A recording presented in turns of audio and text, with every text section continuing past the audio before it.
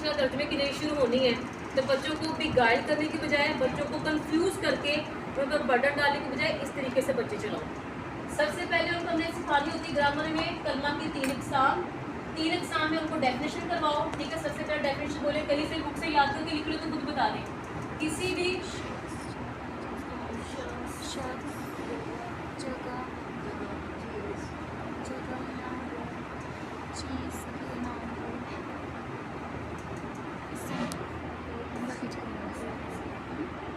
یہ ہو گیا ایک قسم کا رٹا. ٹھیک ہے، اب بچوں کو اپنے کلیئر کرنے کو شخص کیا ہوتا ہے. شخص کو خود ہے بچہ، شخص آپ ہیں، شخص اس کے سارے گھر والے ہیں. ہر وہ جو چیز انسان یا جو مخلوق انسان کہلاتی ہے وہ شخص ہے. بچے ڈیفینیشن یاد کر لیتے ان کو پتہ نہیں چلتا کہ اگر حامد لفظ بولا ہے تو وہ شخص ہے، اگر میں نے لفظ عورت بولا ہے تو کیا وہ شخص ہے. تو بچوں کو پہلے مینٹلی کلیئر کرنا ہے کہ شخص ہوتا کیا ہے. ہر وہ جاندار جو انسان ہے وہ کیا ہے.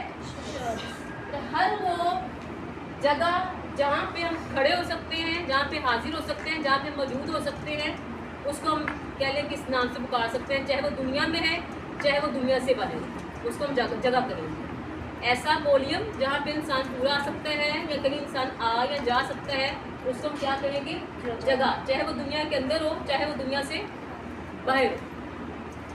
چیز ہر وہ ایسی کہہ لیں کہ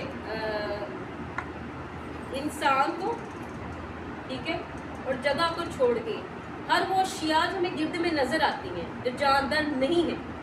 اشیاء جو ہمیں ہماری سراؤنڈنگ میں نظر آتی ہے جو جاندار نہیں وہ چیز ہے. تو اس کو چیزیں بتائیں چیزیں ہوتی کیا ہیں. مثال کے طور پہ اس کے ہاتھ میں کاپی اور سے بولے وہ چیز ہے، اس کے ہاتھ میں پینسل ہے بورڈ مارکر سے بولے یہ کیا ہے چیز ہے. اب یہ تو علم ہمیں بعض بات اچھے ٹیچر اسکول میں ملے تو وہ بھی تو سکھائی دیتے ہیں نا. اب ان چیزوں کی طرف جب ضمائر میں جائیں تو اشارہ کرنے کا طریقہ بھی بتانا ہے کہ چیز بھی مونس ہوتی ہے، چیز مذکر بھی ہوتی ہے. جیسے شخص مونس بھی ہوتے ہیں اور شخص انسانوں میں عورتیں بھی آتی ہیں اور مرد بھی آتے ہیں نا. تو جگہ بھی مونس ہوتی ہیں اور جگہ مذکر بھی ہوتی ہیں. چیزیں مذکر بھی ہوتی ہیں، چیزیں واحد بھی ہوتی ہیں اور چیزیں تثنیہ بھی ہوتی ہیں. اس لیے ضمائر کے نالج سے پہلے اسم کی ڈیفینیشن کو اچھے طریقے سے سمجھنا ضروری ہے. اب چونکہ آپ لوگ سارے بات شعور ہیں، آپ کو یہ آلریڈی ساری چیزیں پتہ ہیں.